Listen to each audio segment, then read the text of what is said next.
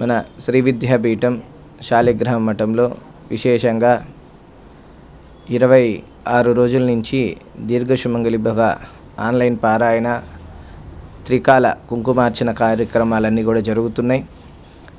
45 రోజుల పాటు ఈ కార్యక్రమాన్ని సంకల్పించుకున్నాము.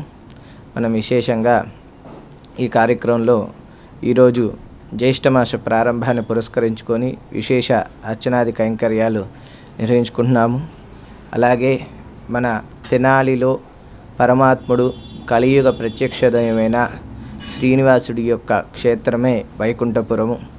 ఆ వైకుంఠపురంలో విశేషంగా రేపటి నుంచి ఒక వారం రోజుల పాటుగా అంతర్జాతీయ యోగా దినోత్సవ కార్యక్రమాన్ని పురస్కరించుకొని ప్రతినిత్యం ఉదయం పూట యోగా కార్యక్రమాలు చేస్తున్నారు.